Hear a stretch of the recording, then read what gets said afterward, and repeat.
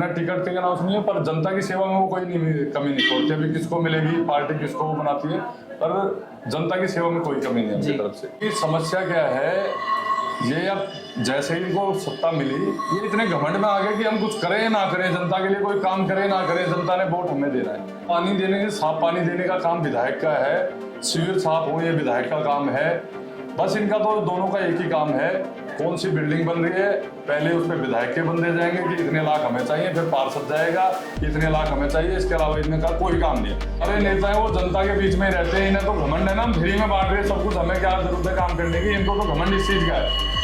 और जबकि फ्री में कुछ नहीं मिल रहा। बिजली के बिल देखोगे इस बार लोगों के 10 से 12 हजार रुपए हर महीने के आए, जो पहले जब तो ये केजरीवाल सरकार नहीं आई थी, आम आदमी पार्टी सरकार नहीं आई थी, उससे पहले 2 महीने के जो बिल आते थे लोगों के 1000-2000 आते थे, अब 10-10, 12-12 हजार आ रहे। नमस्कार दर्शकों, आप देख रहे हैं झलको दिल्ली। अभी हम मौजूद हैं अजीत सिंह जी के पास। अब ये कौन है? ये दरअसल भाजपा के निगम पार्षद के रूप में निकलकर सामने आए थे पिछली बार, लेकिन ये चुनाव हार गए थे। अब इस बार इनकी क्या रणनीति है और ये क्या जनता के बीच जाकर उनसे वादा करते हैं, हम इन सब मुद्दों पर आज इनसे बात करेंगे। इस वक्त वो मेरे साथ मौजूद है।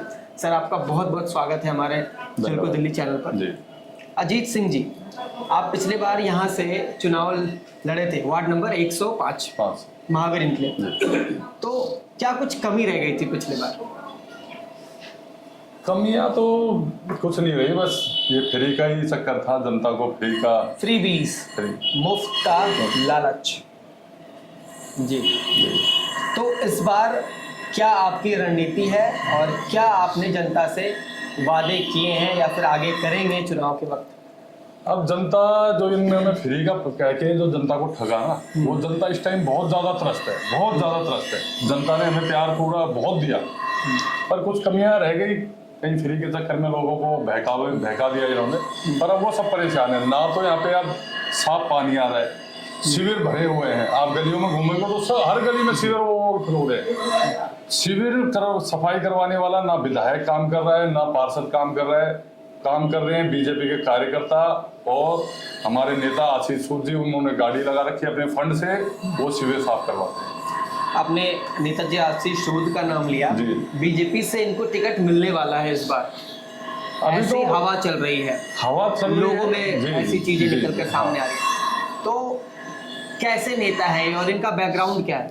बैकग्राउंड, ये पीछे विधानसभा का चुनाव लड़े थे 2020 में, कुछ वोटों से रह गए जनता का, वहां पे भी थोड़ा सा आशीर्वाद और प्यार कम रह गया।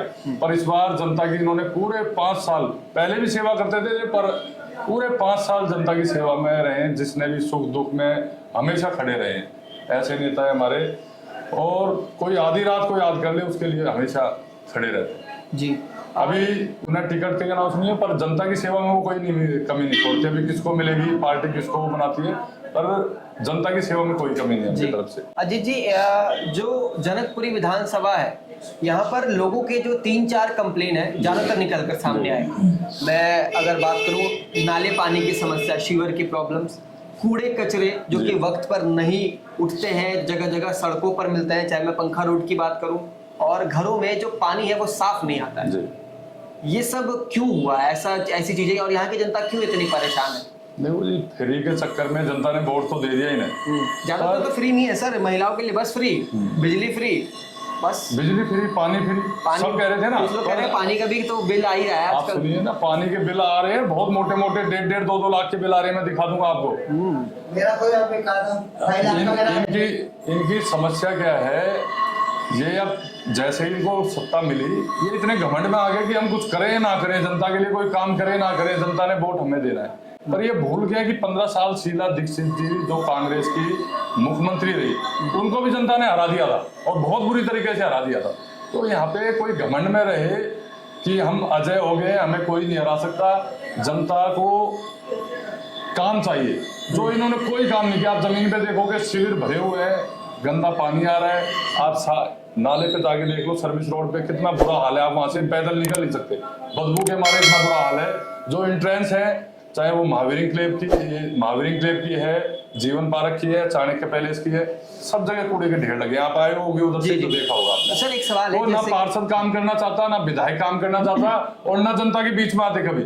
आप यहाँ पे पूछ लोगे ना विधायक को और पार्षद को, तो यहाँ बोलेंगे लोग बाग दर्शन ही नहीं होते उनके। और हमारे कार्यकर्ता और मैं खुद, हमारे नेता, हम जनता के बीच में रहते हैं, जब भी कोई याद कर ले तुरंत उनके बीच में खड़े मिलते हैं। और सर एक सवाल है, जैसे कि कई बार हमने देखा है विधायक को, निगम पार्षद को एक दूसरे पर काम टालते हुए, तो जरा मुझे स्पष्ट करें इस बात से कि एक निगम पार्षद का क्या क्या काम होता है, एक विधायक का क्या क्या काम होता है? ये दोनों ही बहुत बड़े एक्सपर्ट हैं। राजेश ऋषि के पास जो विधायक है उसके पास जाओगे तो वो बोलेगा पार्षद का काम है, पार्षद के पास जाओगे तो वो बोलेगा विधायक का काम। जैसे कि आपका क्या, आप अगर निगम पार्षद बनेंगे तो आपका क्या क्या काम? देखो, पार्षद का काम था गलियों में झाड़ू लगे, नालियां साफ रहे, दवाइयां छिड़काव हो जिससे मच्छर मक्खियां ना हो, कूड़े के ढेर ना लगे, कूड़ा साफ करने का। वो केजरीवाल जी यही कह के आए थे ना, कूड़े के पहाड़ हटा देंगे, दिल्ली को साफ सुथरा बना देंगे, पर उन्होंने तो घरों के बाहर लोगों को कूड़े का तो ढेर मतलब सर आपके वार्ड में, आपके एरिया में कोई भी दिक्कतें नहीं आनी चाहिए, चाहे नाले से रिलेटेड हो, पानी से रिलेटेड हो, या झाड़ू वगैरह साफ सुथरा होना चाहिए। तो फिर एक विधायक का काम है उन निगम पार्षद से लगातार कोऑर्डिनेट करके ना करे तो अपना काम तो करे जी। ये पानी देने, साफ पानी देने का काम विधायक का है, शिविर साफ हो ये विधायक का काम है। बस इनका तो दोनों का एक ही काम है, कौन सी बिल्डिंग बन रही है, पहले उस पर विधायक के बंदे जाएंगे कि इतने लाख हमें चाहिए, फिर पार्षद जाएगा कि इतने लाख हमें चाहिए। इसके अलावा इनका कोई काम नहीं है, इन्होंने सिर्फ अपनी जेब भरनी है। और ये मैं तो सत्ता मतलब वो मैं विपक्ष में हूँ इसलिए कह रहा हूँ। आप यहाँ की आम पब्लिक से पूछ लेगा वो भी यही बताएगी। सर एक बात बताइएगा कि एक नेता जब जीत जाता है, कुर्सी पर बैठ जाता है, सत्ता में रहता है, उसके बाद जनता के बीच क्यों नहीं जाता? जनता में किस बात की घमंड आ जाती है? क्या कुछ चीजें हमारे नेता हैं वो जनता के बीच में रहते हैं, इन्हें तो घमंड है ना, हम फ्री में बांट रहे सब कुछ, हमें क्या जरूरत है काम करने की। इनको तो घमंड इस चीज का है, और जबकि फ्री में कुछ नहीं मिल रहा। बिजली के बिल देखोगे इस बार लोगों के 10 से 12 हजार रुपए हर महीने के आए, जो पहले जब तो ये केजरीवाल सरकार नहीं आई थी, आम आदमी पार्टी सरकार नहीं आई थी, उससे पहले 2 महीने के जो बिल आते थे लोगों के 1000-2000 आते थे, अब 10-10, 12-12 हजार आ रहे।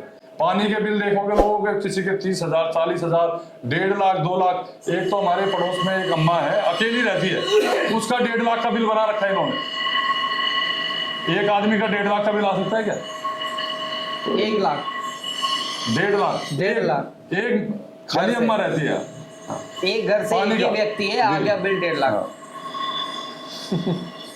अच्छा सर एक बात बताइएगा कि पिछली बार और इससे भी पिछली बार आम आदमी पार्टी मेजोरिटी में आई थी, काफी ज्यादा सीट आई थी, एक बार 62, एक बार 67। तो इस बार आपको क्या लग रहा है, लोगों में बदलाव का माहौल देखा जा रहा है, लोग गुस्से में है, लोग परेशान है, क्या कुछ चीजें? बहुत ज्यादा गुस्सा है जनता की। आप भी घूम रहे होगे क्षेत्र में, आप क्षेत्र में घूमे रहे हो, जनता में इतना गुस्सा है इनके खिलाफ, जैसे आए थे ना उसी तरीके से साफ हो जाएंगे। इस बार बीजेपी की 55 से 60 सीटें आने वाली है, इनका छोपड़ा साफ हो जाएगा, इनका कोई नाम लेने वाला नहीं मिलेगा, क्योंकि जनता को इन्होंने इतना त्रस्त कर दिया। मोदी जी यहाँ पे आयुष्मान कार्ड लेके आए, उसको इन्होंने बंद कर दिया कि जनता को 5 लाख का हेल्थ इंश्योरेंस फ्री में ना मिल जाए। जनता को किसी बुजुर्ग का कोई प्रॉब्लम हो तो किसी भी प्राइवेट हॉस्पिटल में जाके अपना इलाज करवा सकता है, पर ये केजरीवाल जी ने उसे भी बंद कर दिया कि मेरे जो मोहल्ला क्लिनिक है वो इतने वर्ल्ड क्लास है कि वहाँ पे सब चीज का इलाज हो जाएगा। पर आप यहाँ पे देखोगे मोहल्ला क्लिनिक है ही नहीं, जो है उनमें आपको सुअर बेटे मिलेंगे, गायें मिलेंगी या नशेड़ी बैठे मिलेंगे, उसके अलावा कुछ नहीं है।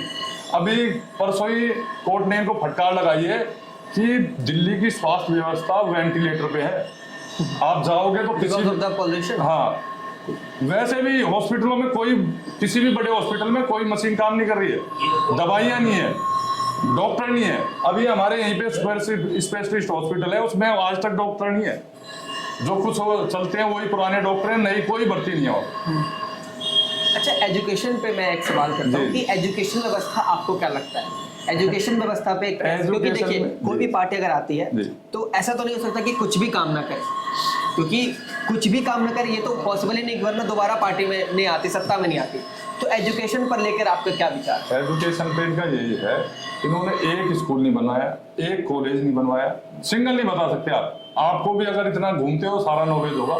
सिर्फ इन्होंने क्या किया है, कोई पुराना स्कूल है उसकी मरम्मत करवा के उसको रेनोवेट करवा दिया और उसके बाद फोटो खिंचवा ली। जो काम 3 लाख का होना था वो 20 लाख में करवाया। एक कमरा जहाँ 3 लाख में बनता है इन्होंने 20-20 लाख के उसके वो किए और उसी को चमका दिया कि हमने देखो इतने वर्ल्ड क्लास स्कूल बना दिए, ये बना दिया, वो बना दिया। और सरकारी स्कूलों में पहले भी आप भी पढ़े होंगे, मैं भी पढ़ा हूँ सरकारी स्कूल में, मैं भी फ्री में पढ़ा हूँ और अब भी जनता फ्री में पढ़ती है। उसमें पहले भी पैसे नहीं लगते थे, अब भी कोई पैसे नहीं लगते। दिल्ली सर, दिल्ली में थोड़ा कोलैबोरेटिव फेडरलिज्म भी चलता है। कुछ मामले में सेंट्रल पार्टी बीजेपी पार्टी का हाथ होता है और कुछ मामलों में स्टेट गवर्नमेंट का। तो लगातार आम आदमी पार्टी के नेता जो हैं ये एलिगेशन लगाते रहते हैं हमें बीजेपी काम नहीं करने देगी, ये क्लियर स्टेटमेंट होता है उनका। और कई बार हमने अभी जो मुख्यमंत्री है आतिशी जी, इनको भी कहते हुए सुना कि कुछ बीजेपी रुकावटें कर रही है हमारे काम करने पे, हरियाणा से पानी नहीं आ रहा, बहुत सारी चीजें। इन पर क्या कहना चाहते हैं आप? हरियाणा से जितना पानी पहले आता था उससे भी फालतू मिल रहा है, उससे भी फालतू मिल रहा है। और आपको कोई चीज फ्री बांटनी है। अभी पीछे इन्होंने 1000-1000 रुपए फार्म भरवाए लोकसभा चुनाव से पहले कि हम 1000-1000 रुपए महिलाओं को देंगे। किसने रोक दिया? रोका किसी ने? अब इन्होंने कहा कि हम 80,000 बुजुर्गों को पेंशन देंगे, रोक दिया किसी ने? रोक दिया क्या? आप बताइए, आप ही बताइए मेरे को, रोका किसी ने? नहीं। इन्होंने काम कुछ करना नहीं है, ठीक रहा सिर्फ केंद्र सरकार पे फोड़ना है। मतलब इन्होंने महिलाओं के लिए बस फ्री की, किसी ने रोक दिया? पानी फ्री किया इन्होंने, किसी ने रोका? बिजली हाफ की, किसी ने रोका? अरे आप काम करो ना, कौन रोक रहा है आपको, ये बताओ ना। और ये तो मोदी जी अब 5 साल के लिए फिर बैठ गए, अभी 4.5 साल पूरे हैं, फिर भी ये यही रोना रोएंगे। तो मैं जनता से भी मेरा निवेदन है कि ऐसे धूर्त और मक्कारों को जो यही कहते रहे कि केंद्र सरकार हमें काम नहीं करने दे रही, उनको जड़ से उखाड़ के फेंको, क्योंकि अगले 4.5 साल भी मोदी जी पक्के हैं और उससे आगे भी मोदी जी आएंगे और कोई नहीं आएगा, ये भी मेरा आपसे वादा है। तो आप यही कहता रहेगा कि मुझे मोदी जी काम नहीं करने दे रहे। ये दिल्ली को इसने 20 साल पीछे कर दिया है और दिल्ली को नर्क बना दिया है। ना यहाँ की हवा साफ है, ना यहाँ पे आप रोडों पे देखोगे गंदगी के ढेर है, धूल भरे हुए रोड है। आप किसी भी रोड से कोई गाड़ी निकल जाए उसके बाद धूल ही धूल उड़ेगी। दर्शकों, ये थे अजीत सिंह जी जो कि मंडल अध्यक्ष है और महावीर इनके वार्ड नंबर 105 के। हमने इनसे बातचीत की और कुछ मुद्दों पर इनसे सवाल भी किए कि आने वाले विधानसभा चुनाव में इनकी क्या रणनीति होगी और कुछ पिछली चीज़ों के भी बारे में बातचीत की। मैं उम्मीद करता हूँ आपको ये वीडियो बहुत पसंद आई होगी। देखते रहिए झलको दिल्ली। कैमरा पर्सन खुशीलाल के साथ मैं शमीर।